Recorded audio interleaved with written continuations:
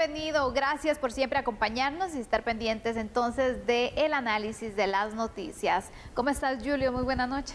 Sandy, muy buenas noches. Aquí estoy muy bien. Solo recordándole algo que es importante para todos, ¿no? Y esto es importante a nivel nacional. 10 días quedan ya para que lleguemos a aquel 7 de mayo donde celebramos, ¿cuántos años, Sandy? Perdona. 3 años Tres, al tres, aire. tres. Así Gracias. que todo esto es gracias también a usted, nuestro equipo de Así producción, es. todas Gracias las a personas todos. que hacen posible que este programa salga al aire. Gracias. Bueno, después de ese agradecimiento, ¿te parece si entramos de lleno al primer tema? El paso a desnivel de San Lucas, ¿no? Que crea controversia y crea un caos total. Totalmente. Ya se tenía una estimación de cuánto tiempo podría durar esta construcción que se está realizando, pero ha variado también este tiempo que se dio a conocer. Así que iniciamos hablando de este importante paso y también de algunas modificaciones que se han hecho en cuanto a los tiempos.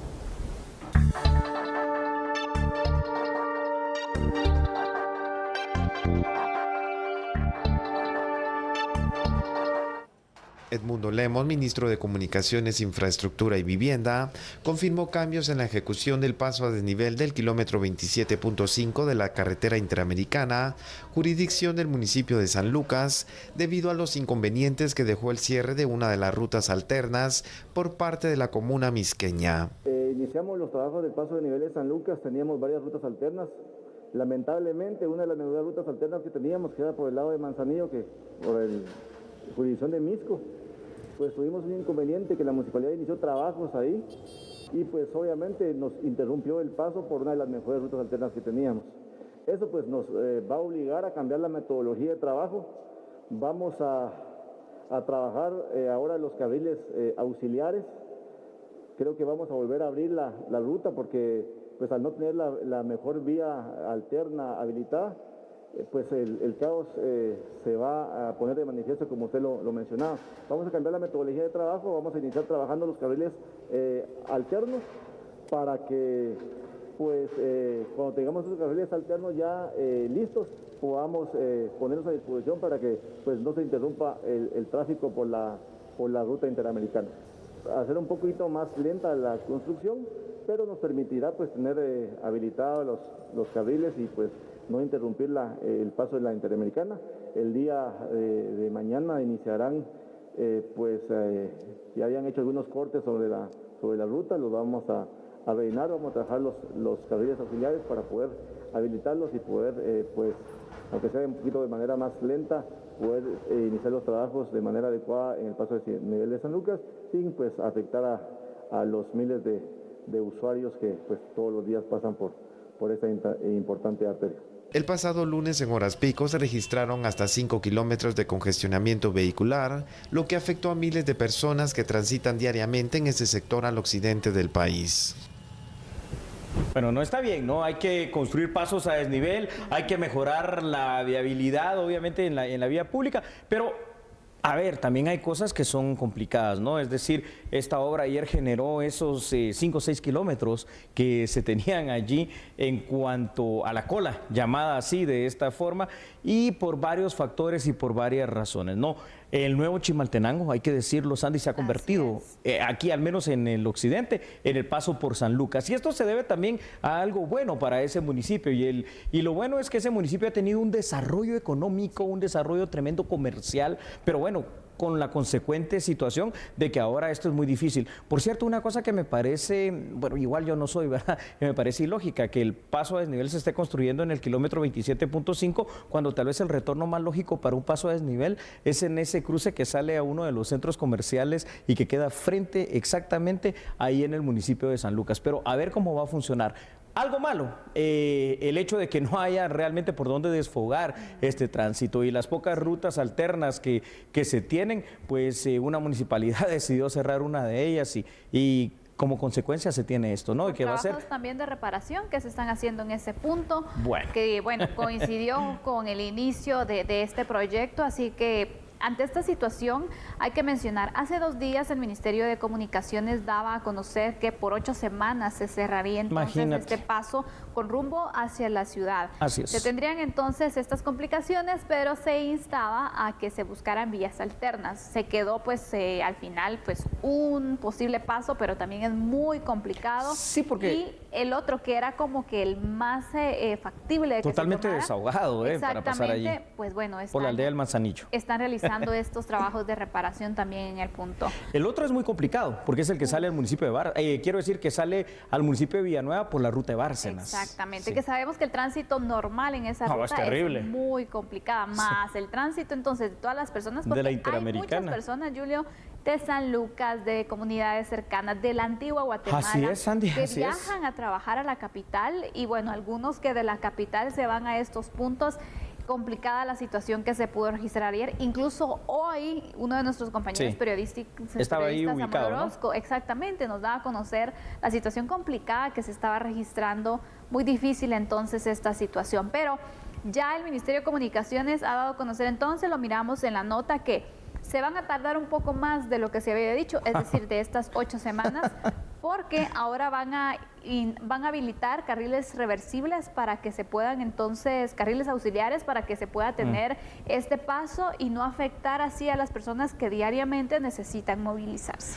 Bueno, a ver, entonces va a haber definitivamente más semanas de caos vial al final de cuentas, ¿no? Porque siempre lo hay. ¿Vamos con datos? Vamos con datos. Así es, ahí los tiene usted en pantalla, los primeros datos. Sandy, el nuevo paso a desnivel estará ubicado en el kilómetro 27.5 de San Lucas a Catepeques y esta obra ya empezó su fase de construcción y requerirá, al menos en teoría, la inversión de 19.199.000 quetzales, según el Ministerio de Comunicaciones, Infraestructura y Vivienda. Su construcción es una prioridad de las autoridades, ya que se encuentra establecido en la política general del gobierno actual como parte de una meta estratégica planteada en el pilar de economía, competitividad y prosperidad. Se espera que la construcción beneficie al comercio, al turismo, a los miles de trabajadores que utilizan la ruta diariamente, apoyando la actividad económica y generación de empleo. Algo que tal vez hay que ser muy claro aquí en este tema, Sandy, que no es solo un problema también de esta ruta que viene del occidente.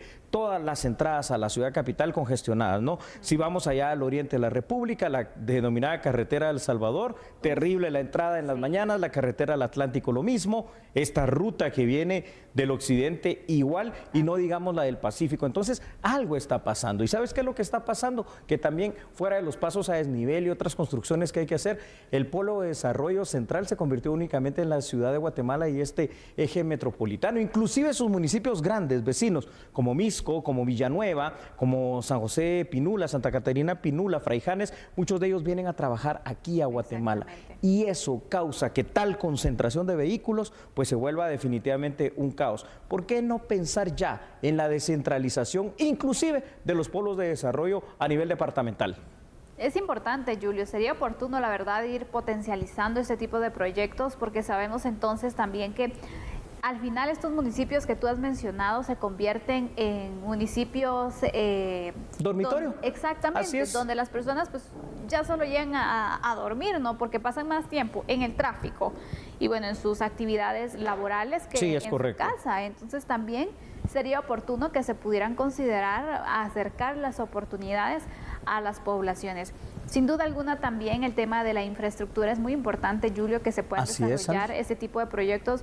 Yo veo pues con un lado positivo que se puedan generar este tipo de pasos a desnivel, que se tengan también las evaluaciones de cómo poder agilizar el tránsito, porque sabemos que también es una ruta que va a destinos que también son muy populares y que desde los viernes se ven las complicaciones también entonces para las personas que buscan salir, y si se quiere promover también el tema del turismo, es muy importante poder tener estas opciones. No, pero hagámosle. Falta un poco de logística, a lo mejor ese es el punto que en este momento pues está fallando, ¿no? Sí, porque ir a la antigua Guatemala, una de las mecas del turismo aquí, qué lindo, ir a Atitlán, que también queda en esta ruta, también tan bonito, visitar probablemente Huehuetenango, San Marcos, Quetzaltenango o cualquier otro lugar, está bien, está muy lindo, pero hazle sufrir a un turista el hecho de que esté ahí metido 2 horas en cola solo para llegar, por ejemplo, a Tecpan, Guatemala, ¿verdad? Ya se pierde bastante esto. ¿El paso a desnivel en San Lucas es necesario? Sí, creo que no es la panacea ni la total solución, porque algo hay que hacer ahí. Sin embargo, encontrar rutas alternas es lo que hoy se vuelve complicado. Ahora yo pregunto algo. La solución que propone ahorita el Ministerio de Comunicaciones es que va a habilitar carriles auxiliares, podemos llamarle así. Pregunto, ¿y esos carriles auxiliares no se pueden quedar permanentemente como parte de la carretera? No, o sea, solo lo pregunto pues porque podría ampliarse entonces a más carriles la carretera. Sí se podría. Eventualmente, bueno, ¿no? Eventualmente. Ojalá que sea una de las situaciones que puedan ir evaluando también porque, bueno, el paso de nivel ayuda en cierta parte, pero no yo creo termina que el ese problema. punto necesita más soluciones por la cantidad de vehículos que a diario se desplazan también por ahí. Así es que hay que pensar que nuestras carreteras jamás estuvieron pensadas como autopistas, que es lo que realmente necesitamos ya en nuestro país. Y es que no puede ser, Sandy. Salgámonos un poquito del paso a desnivel aquí y pasémonos a los encuentros donde de ahí vas, por ejemplo, en 4 caminos, por ejemplo, hacia Huehuetenango. Son 83 kilómetros, pero te tardas 2 horas y pico, porque es carretera de una vía de ida y una vía de regreso. Es decir, también la planificación acá estratégica, hasta en estos temas, en su momento fue bastante conservadora, bastante retrógrada, poco futurista, y ahora pues tenemos estos problemas a los cuales estamos. Y lo peor, que las carreteras están construidas de tal manera aquí en Guatemala que a la par ya hay construcciones, hay viviendas, hay negocios, hay tierras ya de alguna manera ocupadas para la agricultura, ¿no? Así es. Mira, Julio, yo creo que hay un punto que tú trataste y que es importante entonces que incluso en este momento las autoridades lo puedan considerar.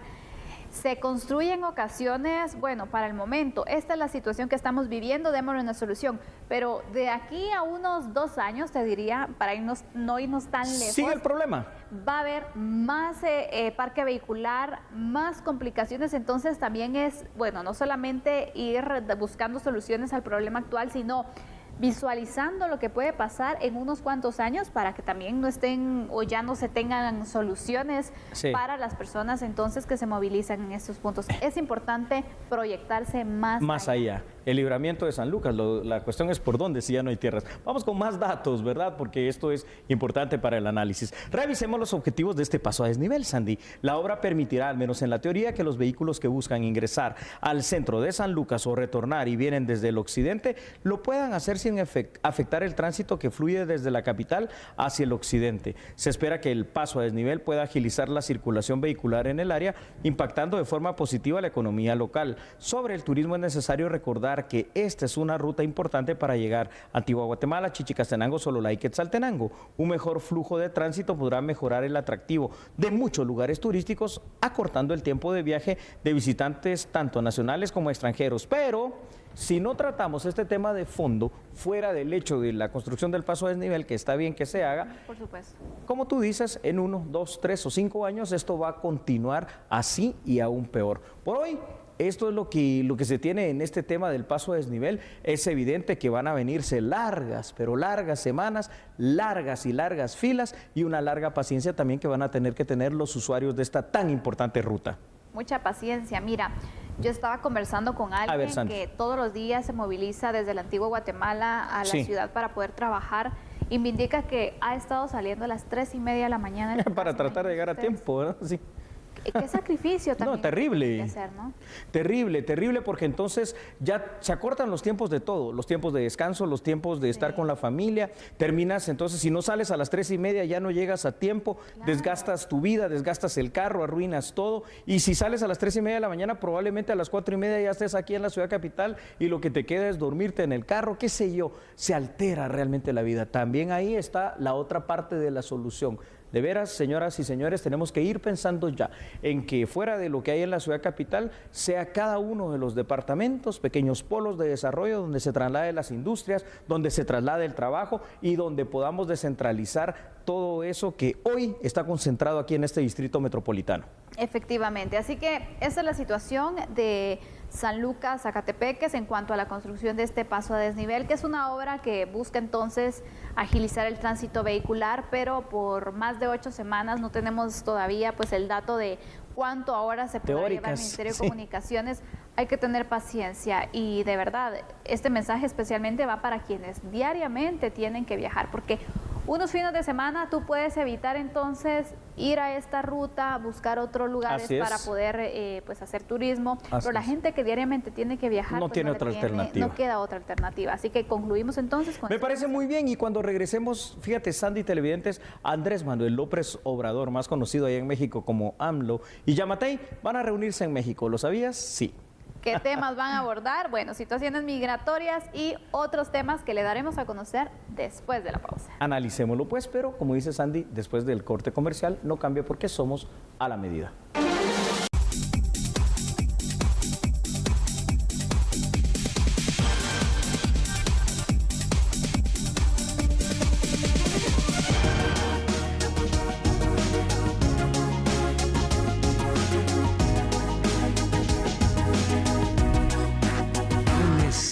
Próximo llega a México el presidente de Guatemala, va a estar con nosotros el martes. Tengo información que se ha reunido con la vicepresidenta de Estados Unidos para tratar el tema migratorio. Yo voy a tener una conversación telefónica con la vicepresidenta de Estados Unidos, creo que la semana próxima, y vamos a abordar el tema, de modo que se va avanzando, ¿no?, en este aspecto, y México está comprometido a cumplir. Vaya, vaya. Bueno, pues aquí lo está diciendo claramente Andrés Manuel López Obrador. Una reunión para la próxima semana con el presidente guatemalteco Alejandro Yamatei. No hay casualidades, hay causalidades y obviamente pues esto obedece a algo, ¿no? Estas llamadas del gobierno estadounidense a México, Honduras, El Salvador y ayer con el presidente Yamatei pues han venido a mover el avispero en cuanto al tema migratorio y seguramente el tema central va a ser ese, cómo tratar de impedir el paso de más indocumentados, migrantes indocumentados hacia Estados Unidos. Y esto por una razón también, hay que decirlo. Está bien, el Triángulo Norte, ¿no? Guatemala, El Salvador y Honduras. Pero hay más mexicanos en Estados Unidos de manera ilegal que guatemaltecos, hondureños o salvadoreños. O sea que este es un tema que también le atañe de forma directa al gobierno que preside Andrés Manuel López Obrador. Así que es un tema común, ¿no? Totalmente, Julio, pero mira, a ver, Sandy. Está bien que tengan estos acercamientos, que puedan buscar entonces soluciones en conjunto para esta problemática migratoria, pero sí, sería también oportuno, no sé cómo lo ves tú, ya me darás tu punto de vista. A ver, Sandy. Que también se pudieran integrar el resto de países, no hablo del Salvador y de Honduras, que pues también tienen esa problemática. Comparten el problema. Exacto, y que se pueda hacer entonces un bloque para buscar soluciones y poder trabajar en proyectos en conjunto. Definitivamente, aquí ya es una situación del famoso Tricamex, ¿no? El Triángulo Norte y México, problema común para nosotros tres, entonces solución común, ¿no? Si hay situaciones de crimen organizado transnacional, pues también la trata de personas lo es, ¿no? De hecho, la migración es un derecho humano, pero el tema de ser coyote ya es otra cosa, ¿no? De traficar con personas. Entonces México también está altamente interesado. Al final de cuentas también no sabemos tras bambalinas, ¿no? Aquello que pueda estar recibiendo los Estados Unidos mexicanos como una instrucción directa por parte de Estados Unidos. Recordemos, hoy por hoy ellos se han constituido en el gran muro, la gran frontera sur estadounidense, porque prácticamente han desplegado a 13,000, 14,000 miembros de su ejército, policía y marina para impedir el paso de los centroamericanos, ¿no? ¿Vamos con datos? Vamos con datos, claro que sí, Sandy, ahí los tiene usted en pantalla. Escuche lo siguiente, por favor. El anuncio fue hecho por el presidente mexicano, el licenciado Andrés Manuel López Obrador, en su conferencia matutina diaria realizada en el Palacio Nacional de México. La reunión estaría agendada para el próximo martes 4 de mayo y Yamatei llegaría entonces a México el lunes 3 de mayo. Claramente el tema principal de ambos mandatarios es el tema de migración irregular, principalmente de guatemaltecos, hondureños y salvadoreños que cruzan México para llegar a Estados Unidos. Y es aquí donde encuentro yo también muy lógico, muy cuerdo, muy normal y natural, y tienen todavía días para corregir esto, pocos, pero se puede hacer, el hecho que tienen que invitar allí a Nayib Bukele y al presidente Orlando, todavía en Honduras, ¿no? De manera que puedan tratar de forma conjunta este tema. Si no, la solución entre Guatemala y México puede ser bilateral, pero los otros países, si somos partes todos del problema. Y sobre todo, ver cómo nosotros mismos nos ayudamos a nosotros mismos, Andy, disculpa. Y entonces también, pues, iniciar con esos compromisos, ¿no? Porque, correcto. Imagínate, tú no puedes venir y hablar, bueno, es que vamos a combatir o vamos a trabajar para poder evitar que exista el tránsito migratorio irregular desde Honduras, El Salvador, tú no te puedes comprometer por otros países. ¿Cómo? No puedes a lo mejor saber otros contextos que también se están dando en las naciones, por eso Similares. es importante que cada mandatario pueda exponer entonces su situación, dar a conocer qué se puede hacer, que yo creo o creería de verdad que cada presidente ya está buscando solución a este tema. Yo esperaría, ¿no?, que sí. ¿Por qué migran los mexicanos? Por la falta de oportunidades, por la pobreza y por la violencia, ¿no? El crimen. ¿Y por qué migran los centroamericanos del Triángulo Norte? Por lo mismo. Es que son cuestiones comunes. Claro, al final de cuentas, entonces, parece ser que esta discusión la van a iniciar únicamente AMLO y Yamatei. Esperemos que puedan integrarse los otros gobiernos, porque, a ver, ¿qué pasaría, Sandy, si llegan a acuerdos que puedan parecer lógicos, que puedan parecer buenos, pero dice Honduras y El Salvador, miren, nosotros eso no, porque ni siquiera nos tomaron en cuenta? Entonces se estaría perdiendo ahí el tiempo en cuanto a la diplomacia y a posibles soluciones. La principal de las soluciones no es constituir un muro, ojo con eso. La principal de las soluciones en general no es frenar la migración, es decir, sí, pero no para Estados Unidos, ¿no? Que eso es lo que quiere Estados Unidos. Frenar la migración para nosotros mismos, es decir, crear el desarrollo, crear las condiciones, crear el trabajo, crear las oportunidades en México, Guatemala, El Salvador y Honduras. Esa es la verdadera solución. Totalmente, Julio, estoy completamente de acuerdo. Y también hay que ver de qué forma se puede incluso pues colaborar o tener proyectos en conjunto, especialmente en situaciones comerciales, laborales, también para poder entonces dar esas oportunidades a la población. Si la falta de oportunidades, las situaciones económicas son algunos de los factores que mueven las migraciones o que incentivan a migrar de forma irregular, la crisis. Hay que buscar también posibilidades. Y yo creo que desde ya lo hemos hablado aquí, pero también sería oportuno que pues los presidentes de estos países que hemos mencionado, hablo de Honduras, El Salvador, Guatemala y México, pues puedan buscar entonces también unirse, no plantearse como un bloque de verdad, unirse por objetivos en común. Objetivos en común como buscar el desarrollo para las naciones, para el sector específicamente, y entonces de esta forma también seguir apoyando a sus comunidades para poder erradicar así la migración por estas causas. Correcto. Combatir literalmente la causa desde su raíz, tomar el toro por los cuernos, porque de lo contrario solo es colocarse un poquito de maquillaje que al primer contacto con el agua, con el viento o los elementos se va a caer y no solucionas nada. Vamos con más datos. Vamos. Claro que sí, ahí los tiene usted en pantalla, por favor. La reunión de la que platica AMLO se llevaría a cabo una semana después del encuentro virtual que sostuvo Yamatei con la vicepresidenta estadounidense Kamala Harris. También sería un encuentro previo al viaje que realizará Harris a Guatemala y que estaría programada para una fecha en junio aún todavía por definir.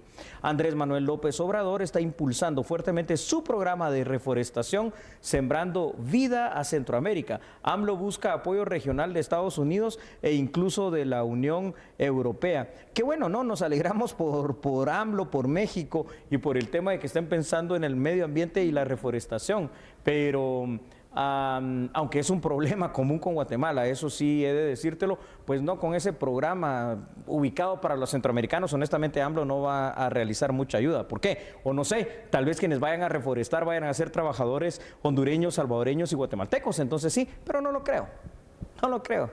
Entonces me parece ilógico, ¿no?, ese programa en sí. La verdad que sí, Julio. Hay que buscar la manera de que se pueda fortalecer entonces esas debilidades que como país tenemos y que como país se han incluso ido heredando, te diría. Así es. Porque hay que hablar las cosas como son. Desde hace mucho tiempo existe esta crisis migratoria que cada año se va agudizando, es cierto, pero también ya por varios años o incluso te diría por varias décadas la población ha estado migrando, las familias se han estado desintegrando. Los peligros incluso cada vez son peores, Julio, a los que se tienen que enfrentar, pero deciden asimilarlos, deciden enfrentarlos porque es más la necesidad que tienen que el temor que les puede generar entonces complicaciones que se puedan dar en el camino. Así que es momento de que puedan tomar la batuta de la problemática, buscar soluciones. No vamos a decir que, bueno, en un año se va a lograr eliminar la migración. Hay que iniciar. Tampoco podemos ser realistas, pero hay que empezar. Sí, la migración, ya para concluir, un problema que al menos aquí en Guatemala por décadas, y hablo específicamente de la década de los 80, inició la migración interna, dio vida a los asentamientos y ahora la migración se ha vuelto una crisis humanitaria donde realmente hay violencia, hay delincuencia, hay muerte, no hay trabajo, no hay salud, no hay educación, no hay oportunidad de nada. Así que eso es lo que habrá que combatir. Esperemos entonces algo productivo de esa reunión próxima futura de AMLO con Yamatei. Y recuerda que nosotros le vamos a tener toda la información aquí en TN23. Vamos a hacer una pausa entonces, regresando hablaremos sobre medidas que se toman para garantizar que se cumplan las medidas de bioseguridad en el transporte público. A la suspensión de licencias, me parece muy bien, pero de licencias de la línea, así que de líneas de buses. No se lo pierda, en unos instantes nosotros somos a la medida.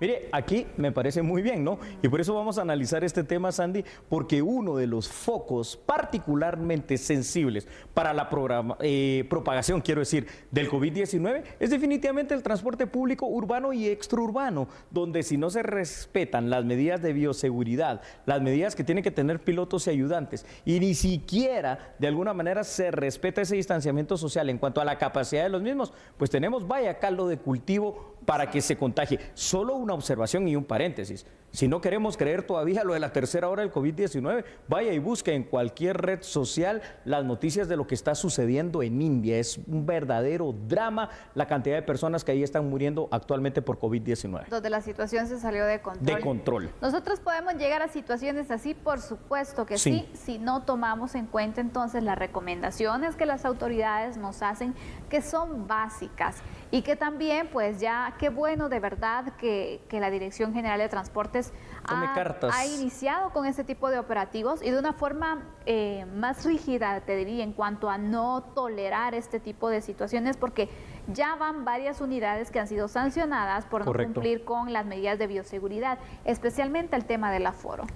Eso es muy cierto y es por eso que aplaudo realmente esta cuestión, porque ahí sí va a servir de disuasivo, ya que le retengan las licencias profesionales a pilotos y las tarjetas especiales para poder operar a autobuses de 3 líneas distintas. Eso me parece muy bien. Vamos con datos para poner contexto. ¿Qué es lo que debería de ser el mundo ideal en este tema del transporte urbano y extraurbano y las medidas? El transporte urbano y extraurbano y el transporte de cada municipio deben seguir protocolos de bioseguridad lógicos ante la pandemia que contienen medidas tales como, primero, el distanciamiento social, la limpieza constante de los autobuses, el uso obligatorio de mascarillas dentro del bus, el uso de protectores de zapatos y guantes para ayudantes y pilotos, el uso de gel antibacterial y, por supuesto, la lógica reducción de capacidad de pasajeros. Aquí lo que pasó es los mismos pasajeros por un aumento, en todo caso, del precio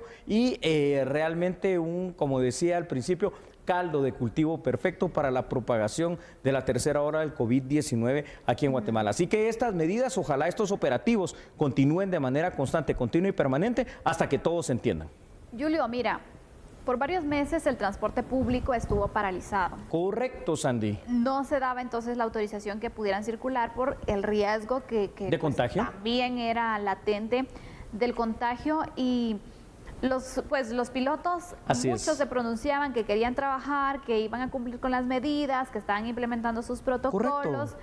Pero mira, se les dio luz verde y bueno, no cumplen, no todos, pero algunos entonces no cumplen con estas medidas que incluso los arriesgan a ello, Julio. Así es, que un piloto, un ayudante también se arriesga si lleva entonces estas unidades llenas, imagínate, con una persona que vaya contagiada, puede afectar a otros. ¿Por qué? Porque también hay que ser claros.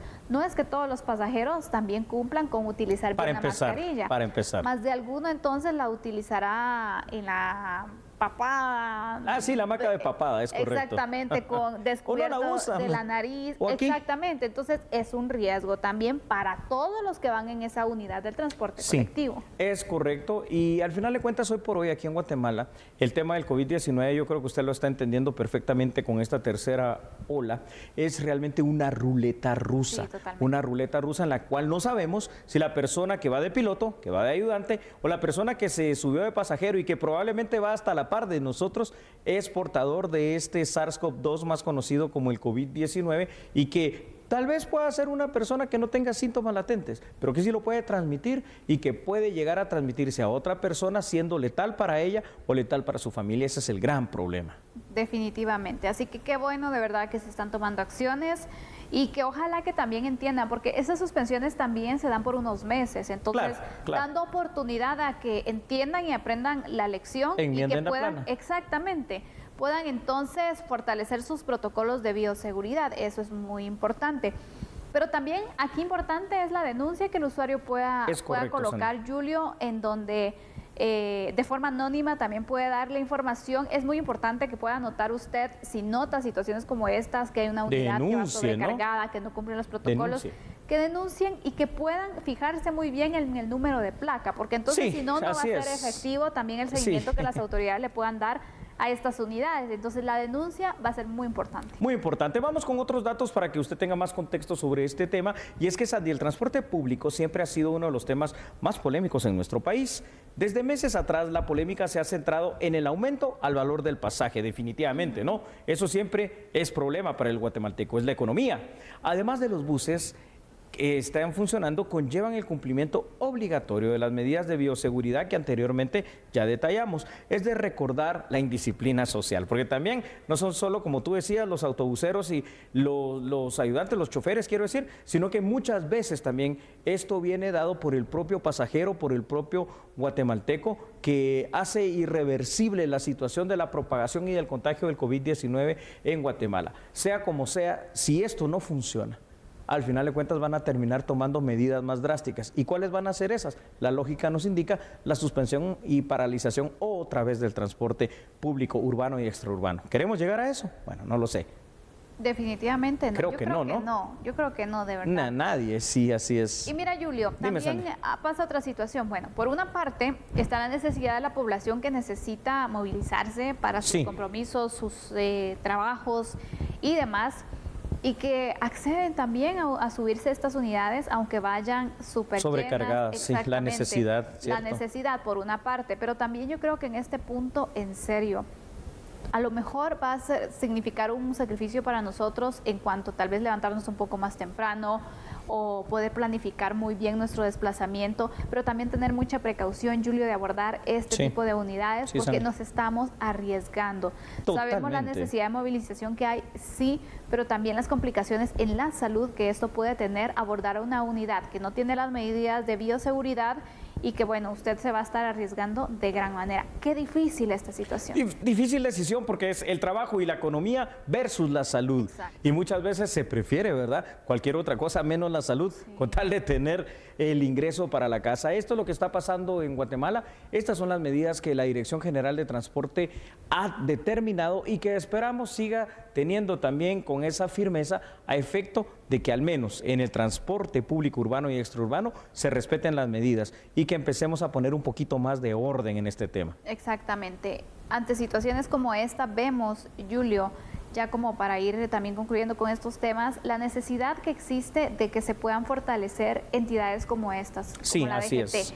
¿Por qué? Porque también sabemos que no es que tenga la DGT la cantidad de inspectores para estar supervisando todas las rutas, que sería lo ideal. No, para nada. Pero imagínate, si se fortaleciera en cuanto a poder aumentar los inspectores, que pudieran aumentar los operativos. Podría haber más control, ¿verdad? Y los resultados que se obtendrían. Serían mucho mejores, así es. Pues ahí lo tiene usted, ¿qué es lo que piensa? Al final de cuentas, creo que son medidas que son absolutamente necesarias ante este repunte dramático, alarmante de el tema del COVID-19.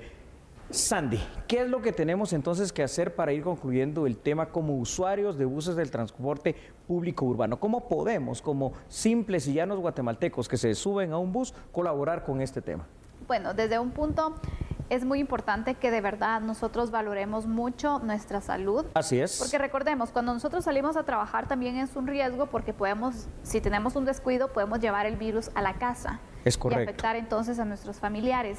Si ven ustedes una unidad que de verdad no tiene nada de protocolos de bioseguridad, es mejor esperar a una que tenga pues un poco más de responsabilidad, que de verdad es importante que los transportistas sean muy responsables en este tema, porque recordemos, están trasladando vidas, no están trasladando una mercancía, son vidas y tienen una enorme responsabilidad. Cosa básica, fundamental que usted tiene que hacer siempre allí en estos lugares públicos, y el transporte lo es, el uso de la mascarilla. Si puede una careta también. Sería genial.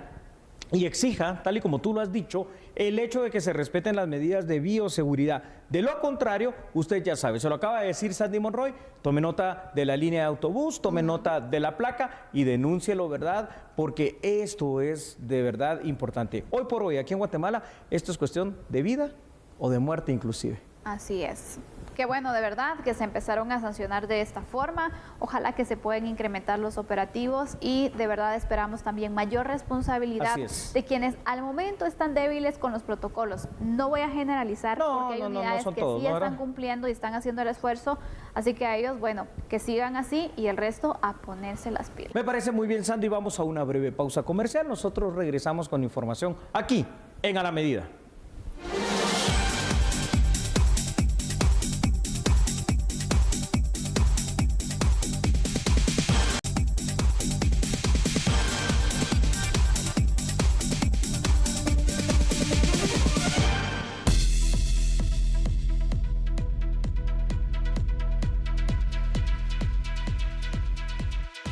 Los Centros para el Control y la Prevención de Enfermedades de Estados Unidos emitieron este martes una nueva guía sobre el uso de mascarillas al aire libre para los estadounidenses completamente vacunados. Las personas completamente vacunadas ahora podrán quitarse la mascarilla en pequeñas reuniones al aire libre o cuando cenan fuera de casa con amigos de distintos hogares. Los centros de control indicaron que las personas no vacunadas aún tendrán que usar mascarillas en algunas reuniones. En general, para las personas vacunadas, las actividades al aire libre sin mascarillas son seguras. Sin embargo, continúan recomendando el uso de la misma en lugares al aire libre que se encuentren abarrotados, como estadios y conciertos llenos, donde hay una menor capacidad para mantener la distancia física y donde muchas personas no vacunadas pueden también estar presentes. Por lo tanto, continuarán recomendando el uso de la mascarilla hasta que se logre la vacunación generalizada. Pero la vida no volverá completamente a la normalidad para las personas vacunadas, pues la Agencia de Salud indica que se deben evitar las grandes reuniones en interiores. Se espera que el presidente Joe Biden haga referencia a la guía actualizada para usar la mascarilla al aire libre.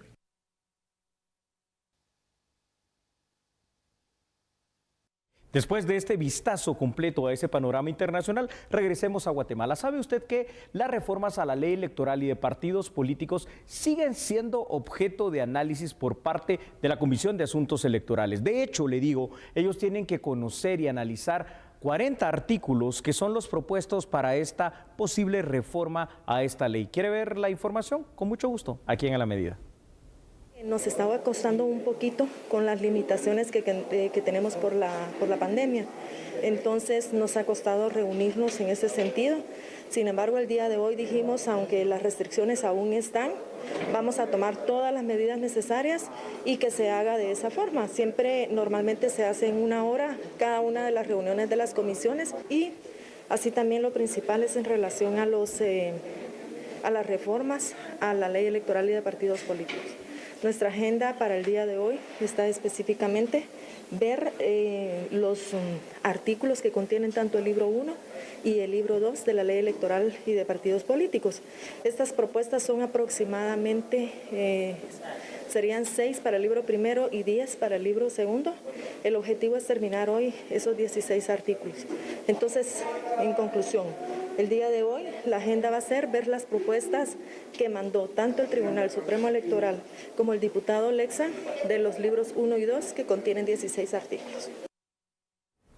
La presidenta del organismo judicial y Corte Suprema de Justicia anunció que se ha autorizado un incremento salarial para 5.800 trabajadores de este organismo. El organismo judicial desembolsará anualmente 69 millones de quetzales para cumplir con el aumento salarial a 5.800 colaboradores de la institución. En un comunicado de prensa, las autoridades judiciales indicaron que se realizaron los estudios con las diferentes dependencias de la institución para establecer que se tiene la capacidad financiera para autorizar dicho aumento salarial. La presidenta judicial Silvia Patricia Valdés indicó que este aumento será efectivo a partir de finales de abril de este año. He autorizado, con el fin de fomentar la carrera judicial, un aumento al salario de los auxiliares judiciales, que va desde secretarios hasta comisarios, mismo que se verá reflejado en su boleta de liquidación de fin de mes, lo cual también es un logro del Sindicato de Trabajadores del Organismo Judicial, STOG. El Sindicato de Trabajadores del Organismo Judicial acompañó el proceso de análisis y autorización del aumento salarial a 5.800 trabajadores. Al año, la institución desembolsará 69 millones de quetzales para cumplir con el aumento para secretarios, oficiales, notificadores y comisarios. ¿Sabe usted que durante un evento organizado por el Banco Mundial, esta entidad internacional resaltó la necesidad ingente de que en Centroamérica se mejore precisamente la infraestructura para el flujo comercial entre los países y de esta manera pues mejorar definitivamente en esta época la reactivación económica? Vea la información. Centroamérica ha mostrado avances en la facilitación de trámites de mercancías. Sin embargo, esto no es suficiente para mejorar la competitividad y el apoyo a las empresas que deben seguir invirtiendo y teniendo nuevos gastos en el transporte de sus productos. Más allá de la agenda de facilitación de procedimientos y más allá de la agenda de facilitación de sistemas como los que mencionaba la ministra Ayen, en los temas de la plataforma digital de comercio, también involucremos los temas de infraestructura, porque podemos tener los procesos más ágiles, podemos tener las plataformas informáticas, pero si los accesos, la infraestructura que lleva la producción a los centros de embarque sigue siendo limitada, vamos a tener tiempos de espera en el cruce transfronterizo que es muy alto. Hoy por hoy prácticamente las carreteras de acceso a los puestos fronterizos son carreteras de doble vía y lo que estamos encontrando son filas de medios de transporte que están esperando cruzar. Nos vamos. Pero regresamos mañana a las 9 de la noche, lo esperamos, que descanse. Chao.